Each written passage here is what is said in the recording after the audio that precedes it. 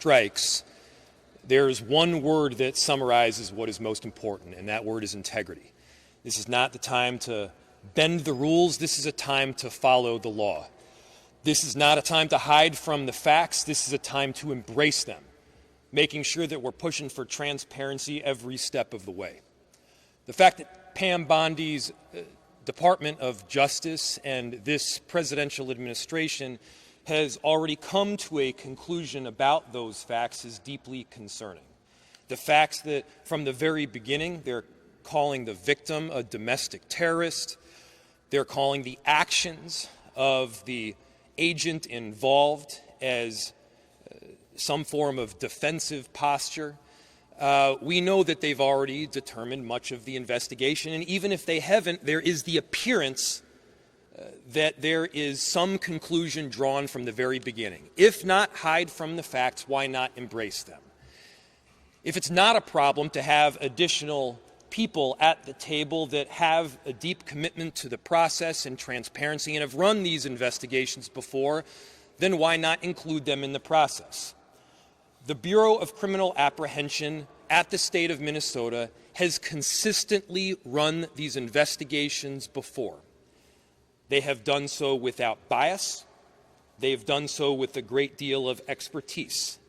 This is not some radical, way out there group. This is a group that is formed by experts who understand how to investigate. Many of them have been police officers themselves. So our ask is really simple here. Our ask is to embrace the truth. Our ask is to include the Bureau of Criminal Apprehension in this process because we in Minneapolis want a fair investigation. Is it deeply concerning that this administration from the very get-go is drawing the conclusion that they may ultimately come to? Of course it is. And if you got nothing to hide from, then don't hide from it. Include local experts in the process. We got nothing to hide from here. All we want in Minneapolis is justice and the truth. And speaking of the truth, let me give you another one. I have heard countless people talk about Minneapolis, many of them who have never been here, as some form of post-apocalyptic hellscape, as a place that is dangerous. Well, let me give you a statistic. 50% of the shootings that have happened thus far in Minneapolis this year have been ICE. In other words, we've only had 2 shootings. One of them has been ICE. We are a safe city. ICE is making it less so. We are a city of unity, but ICE is trying to divide us and tear us apart. For every one of the people that you see standing here behind me, they have more than 1,000 people behind them. They have people that are committed to their neighbors, committed to integrity, committed to justice, and committed to getting the truth. We will not back down from it. That's right. Among those that won't back down from it is the person who I'm about to introduce. His ward is right on the borderline of where this particular shooting happened, and that is Councilmember Jason Chavez. Would you please give him a warm round of applause?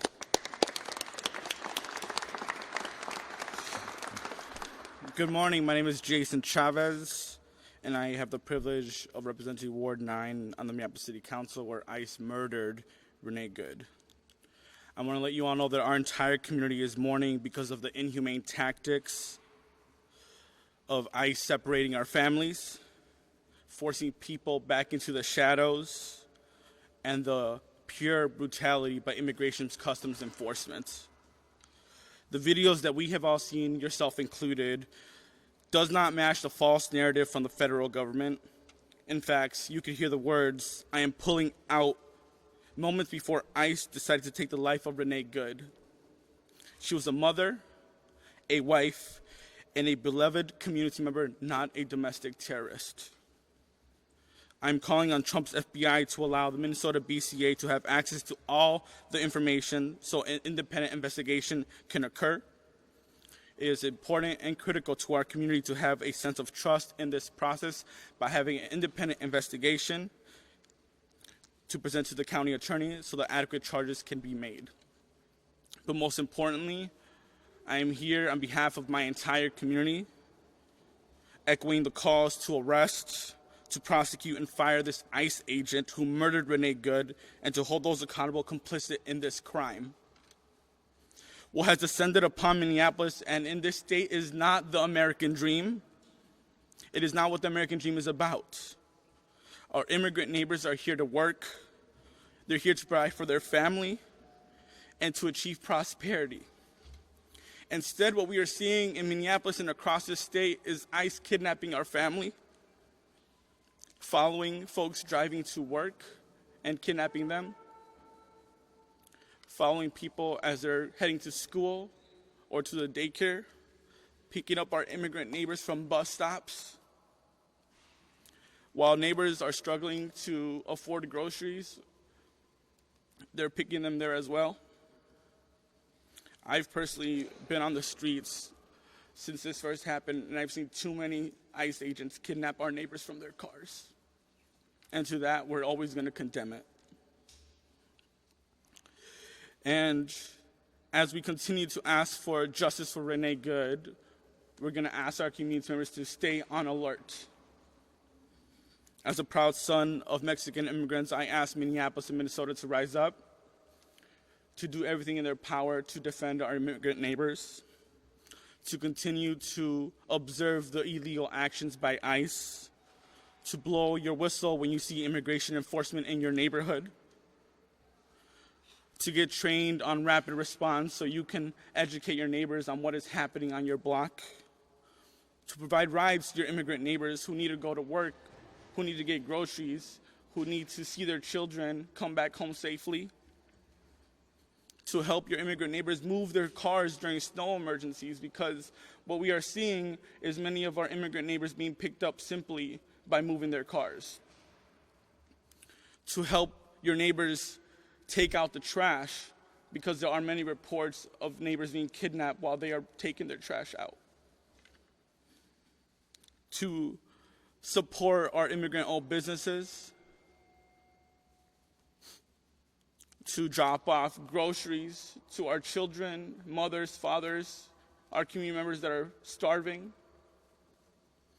and to let know that ICE is not welcome in this city and in this state.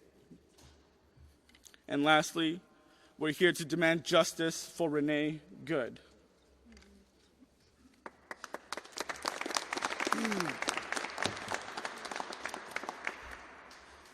My name is Aisha Gomez. I serve as the state representative for District 62A, south side of Minneapolis, where our beloved community member was murdered this week.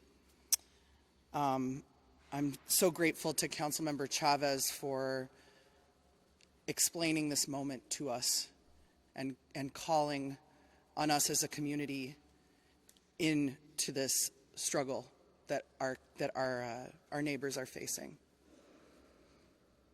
With respect to the investigation into this shooting, there's really only one question in front of us. Are we going to design a process that's legitimate or not? In 2020, the state legislature created the Force Investigations Unit after the murder of George Floyd, which happened right around the corner, 7 or 8 blocks away from where Renee Good was murdered. This unit was established after a long process of looking into what are the best practices when there is an officer-involved shooting. We learned a lot about this in 2020 in Minneapolis, unfortunately.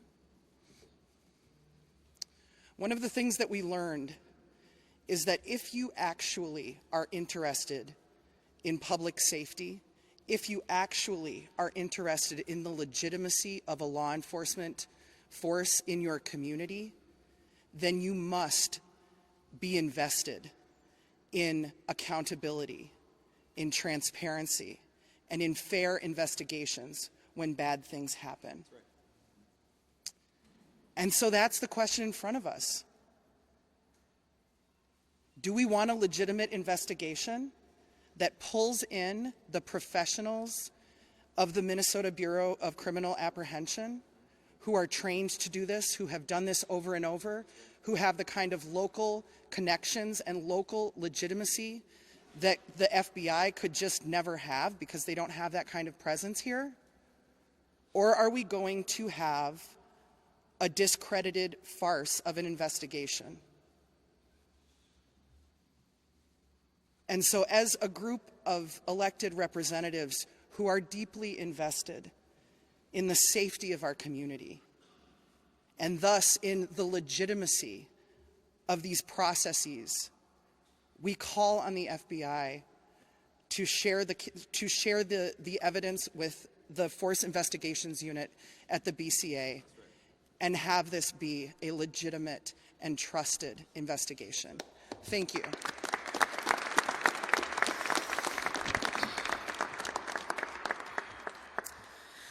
I'm Hennepin County Commissioner Irene Fernando, but you can call me Commish. I use she, her pronouns, and I'm a very, very proud child of immigrants. I'm the youngest woman to ever serve on the Hennepin County Board. I'm the first Filipino American elected in the state, and I'm Hennepin's first board chair of color in our 174-year history. My heart is grieving for Renee and her family. This is an unimaginable and preventable loss. I honor Renee's humanity and life, and I acknowledge the deep pain felt by her loved ones and neighbors. The taxpayer-funded actions and harm we are experiencing right now are inhumane, unlawful, and unconstitutional. United States due process means that justice is pursued through legal action, credible investigation, and courts, not through guns, murder, and violence on our streets. There's jarring footage that show ICE agents stage at elementary school bus stops and going door to door. Often agents are unwilling to provide a badge number, a warrant, or any legal documentation. This is a terrifying reality for Minnesotans since we are still grieving Speaker Hortman's assassination due to the impersonation of a police officer at her doorstep.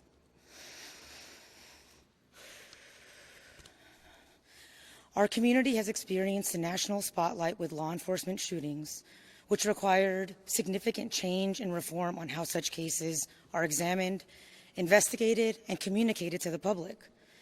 It is critical for our communities to have some sense of trust in the process in order to meet the standards set by Minnesota law and resident expectations. This is why we're calling on the federal government to cooperate with a joint or independent investigation conducted by the Minnesota Bureau of Criminal Apprehension. The thought is that they would do this together, but if for some reason that is not possible, please allow shared evidence for a parallel investigation. The Minnesota BCA is the only nonpartisan state agency equipped to investigate robustly and effectively, in part due to their establishment of the Force Investigations Unit. They have the expertise, they are equipped, and they are ready to pursue justice on behalf of Minnesotans. Alongside their own investigation, the BCA, alongside the federal investigation, the BCA can and should conduct this parallel process, which means full access to the information, evidence, and case file. Because in Minnesota, we expect that investigations are completed by the BCA to then get reviewed by the county attorney to determine if the use of force was appropriate or not. We have a process here to review force.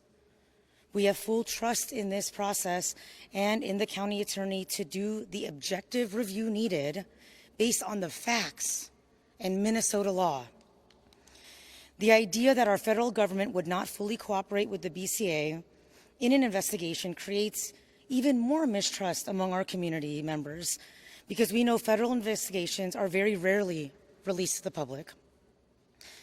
Our justice system and we are here together to ask for and request full cooperation by the FBI and the U.S. Attorney's Office to provide full access to the BCA so they can conduct a thorough, complete, and independent investigation to determine if the use of force was justified or requires additional accountability. Last and certainly not least, just directly to residents, our neighbors, our friends, our family members, our coworkers, our kids. I am very, very proud of our unrelenting courage, compassionate caregiving, and a fierce resilience towards justice. It feels very hopeful and very fearful, but together we can and must resist the urge to give in to the numbness that comes from this type of attention. Because numbing our pain might also numb our shared humanity. And it is only through the collective wisdom in our bodies and ancestral storylines that we will get through to the other side of this. Together, we come from powerful, loving, and resourceful stories. Our cultures and ancestors have found ways to construct creativity from pain, joy from fear, and hope from oppression, and we will do so again today. Ultimately, I do believe that our shared humanity and love for one another will prevail, but that only occurs when we all rise with one another. Leading with integrity, caring for one another with dignity, and fighting for our shared humanity without apology. I and we remain in this fight with you, speaking our truths and leading towards accountability and justice. Thank you.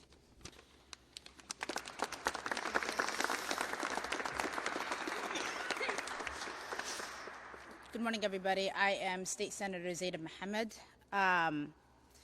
I think I speak on all of my colleagues, especially colleagues in the Senate, when I say we are here on behalf of Renee Nicole Good, a beloved wife, mom, daughter, and neighbor who was needlessly and brutally taken from us in Minneapolis streets on Wednesday morning. That night, thousands of us gathered at the site to grieve the loss and to mourn Renee and to rally for justice. Everything I have learned about Renee, about her humanity and compassion, tells me she would have been there with us, speaking truth to power and turning pain into poetry.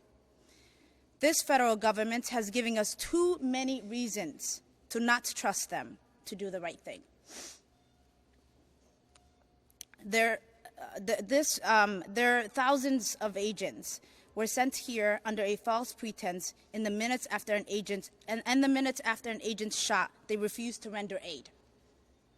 And their leaders have used every opportunity since this tragedy to lie about the facts, to lie about Renee, and to blame her for her own murder. There were many witnesses to Renee's murder, and the horrific videos we have seen make us all witnesses. This was a crime in broad daylight, and the attempt to cover it up is another. Renee is owed the same rights we promised to every American: due process, respect, and truth. We know what we saw, and everything short of a full and an honest investigation is an insult to her memory. Everything she stood for, and everything we stand for as Americans. At 10 o'clock today, we will honor the life and legacy of Renee Nicole Good with a moment of silence. Every moment before that and every moment after that, we will honor Renee by remembering our neighbor and calling for justice at the top of our lungs. And with that, we will take questions.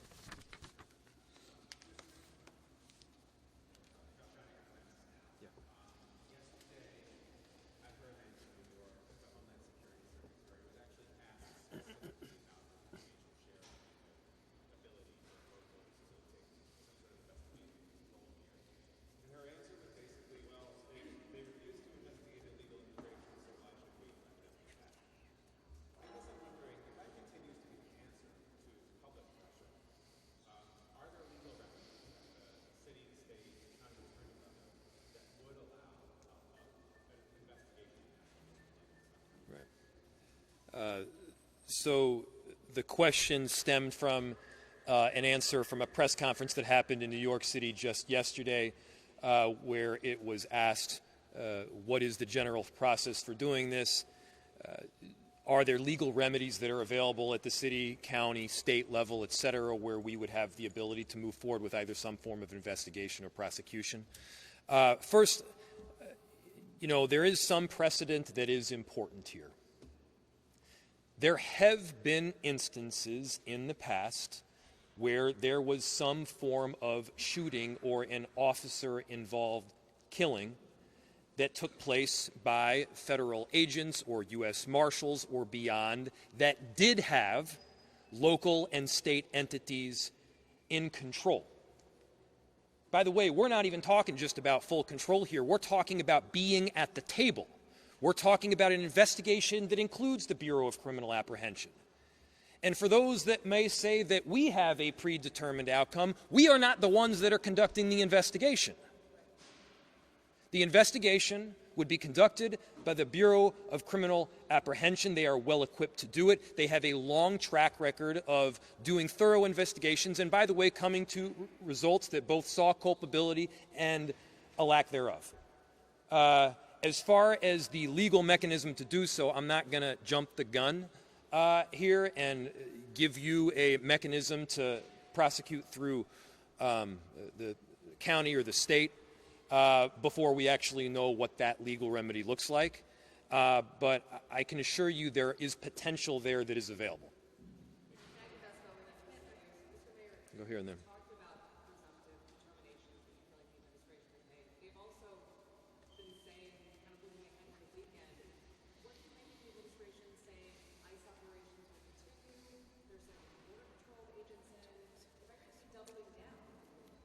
Well, I think what this does ultimately is expose the truth. What did they say when they came in here? What has this administration stated as their reason for coming into cities around the country? The reason that they've stated, safety, driving down crime. Well, let our statistics speak for the trajectory. They are clearly driving crime up. Up until last night, we hadn't had any shootings in this city other than ICE. Our city is safe. Our city is welcoming. They are making it less so. And so it is a massive issue that they continue to exert their presence in Minneapolis and beyond. By the way, it's not just our city that is feeling the impact. I know that there are a number of legislators behind me that can speak to that. This administration has also said that they're very pro-business. That's also garbage. I don't have a specific statistic other than anecdotal evidence to point to, but they have had a massive and detrimental impact on a number of corridors throughout our city, including like 80% reductions in customer base along East Lake Street and many other corridors throughout the city. And so bad for business, bad for safety, bad for unity, bad for democracy, and bad for this republic. We want them out. Let's go over here and then go over there.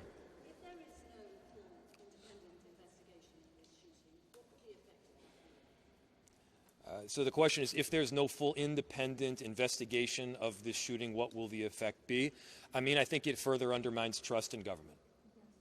You know, the quickest way that you erode trust in government is to refuse to enforce and hold accountable people on laws that you pass. There are laws that are around this. There are standards that are around this. They should have no concern about having a full and transparent investigation here. See where that investigation leads. Look at the facts, collect the evidence. And the fact that they are for some reason concerned about having other, by the way, police involved, other law enforcement involved through the BCA, that is wildly concerning. We're not asking to be at the table in this investigation here. We do think that people that have some willingness to see things clearly are.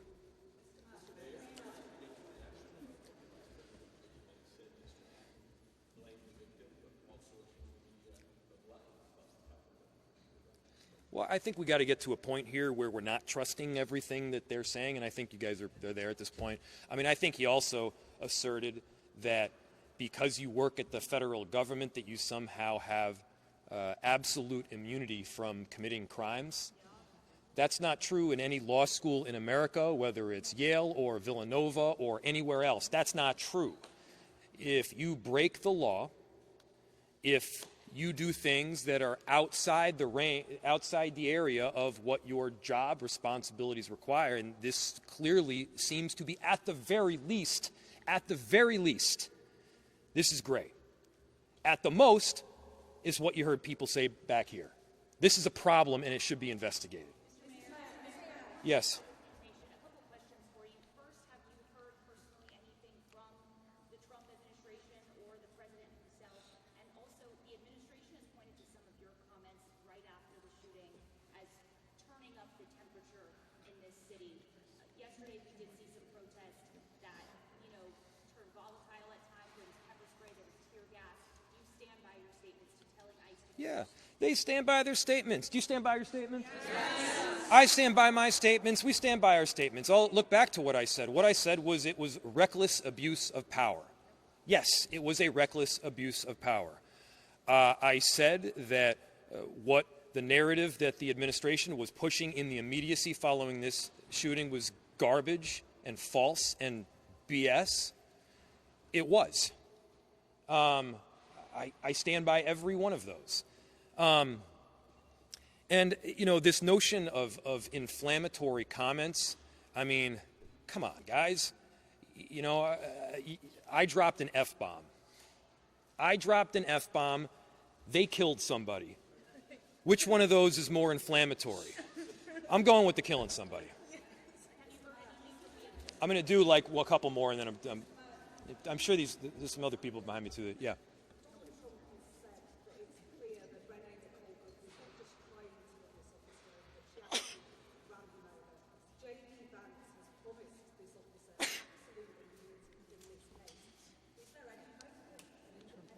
Yeah, that seems, the way you put it, it's pretty grim. What you just said, and I think, to repeat for everybody, Donald Trump said that Renee ran the ICE agent over. Don't take my word for it. Don't take their word for it. Watch the video from every single angle. I mean, the ICE agent walked away with a hip injury that he might as well have gotten from closing a refrigerator door with his hips. He was not injured. I've seen worse injuries from doing that. And so give me a break. No, he was not ran over. He walked out of there with a hop in his step. And so we just got to get to the point where we're at least operating from, hey, this is we're looking at it on the video screen. This is what we're seeing. Can we all see that he wasn't run over? And then, J.D. Vance, this concept of absolute immunity is pretty bizarre. How concerning is that, though? Very concerning. It's extremely concerning. That's why we're asking for the BCA to be part of the investigation. We have time for about 2 more questions. Does someone have a question for someone other than none of us?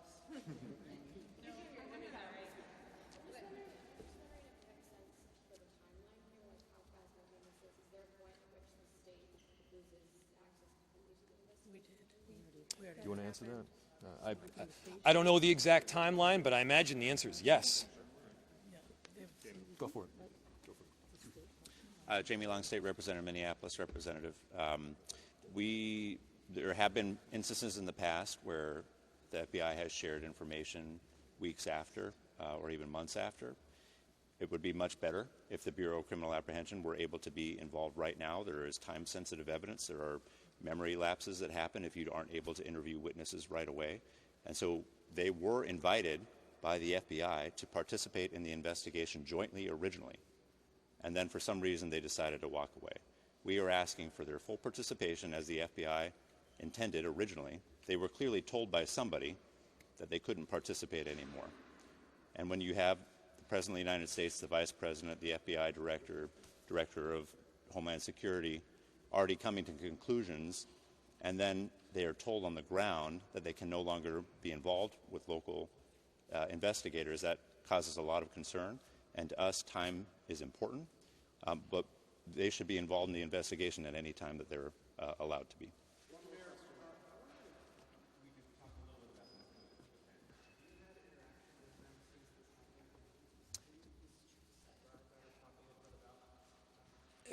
So the question is whether I can talk or describe about interactions with Ms. Good and who she was as a person. It would be completely inappropriate for me to do so because there are other people that really knew her, and I did not.